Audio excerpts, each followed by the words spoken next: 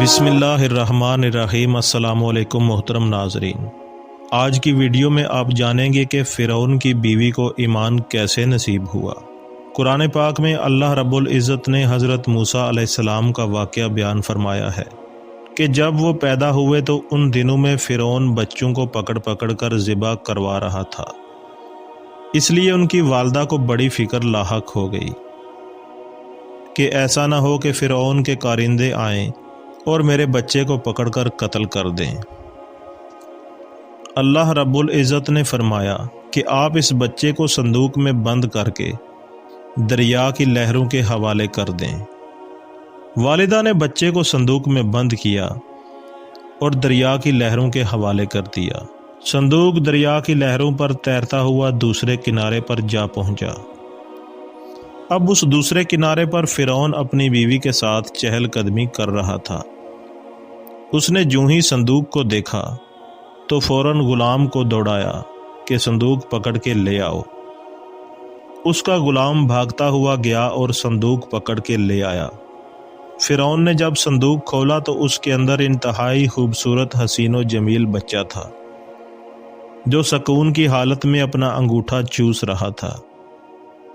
فرعون نے جب دیکھا تو اس کو خطرہ لاحق ہو گیا کہ شاید یہ وہی بچہ ہے جو میرے تخت و تاج کا دشمن بننے والا ہے۔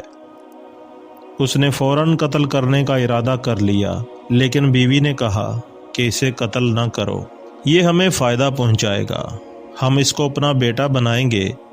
فرعون نے قتل کرنے کا ارادہ ترک کر دیا۔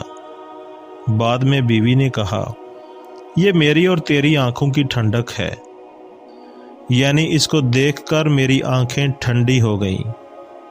اس پر فرعون نے کہا، تیری آنکھوں کی ٹھنڈک تو ہوگا، البتہ مجھے اس کی کوئی ضرورت نہیں ہے۔ بعد میں حضرت موسیٰ علیہ السلام بڑے ہو گئے۔ اللہ رب العزت نے ان کو نبوت عطا فرمائی۔ نبوت ملی تو فرعون کی بیوی مسلمان ہو گئی، جبکہ فرعون محروم چلا گیا۔ نسائی شریف کی حدیث ہے، حضور صلی اللہ علیہ وآلہ وسلم نے فرمایا، اگر فرعون بھی اس طرح اقرار کر لیتا کہ یہ میری آنکھوں کی ٹھنڈک ہے جیسا کہ اس کی بیوی نے اقرار کر لیا تھا، تو اللہ تعالیٰ فرعون کو بھی اسی طرح ایمان کی دولت سے نواز دیتا جس طرح اس کی بیوی کو ایمان کی دولت عطا فرمائی۔ بیوی نے کہا کہ میری آنکھوں کی ٹھنڈک ہے، اس لیے اللہ رب العزت نے اس کو ایمان کی دولت عطا فرما دی۔ تو کئی مرتبہ سینہ ایمان سے خالی ہوتا ہے۔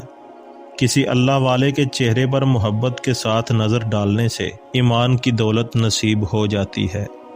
اللہ والوں کی محبت کی بدولت اللہ رب العزت کی محبت بندے کو نصیب ہو جاتی ہے۔ بندہ اللہ کے محبین میں شامل ہو جاتا ہے۔ ہم اللہ سے اللہ کی محبت تو مانگتے ہیں مگر اللہ والوں کی محبت نہیں مانگتے۔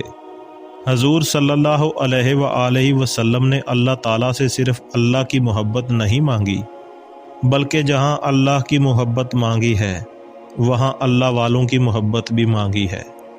چنانچہ آپ صلی اللہ علیہ وآلہ وسلم نے یہ دعا مانگی، اللہ میں تجھ سے تیری محبت کا سوال کرتا ہوں، اور جو تجھ سے محبت کرنے والے ہیں میں ان کی محبت کا سوال کرتا ہوں، میں ان کی محبت کا بھی سوال کرتا ہوں۔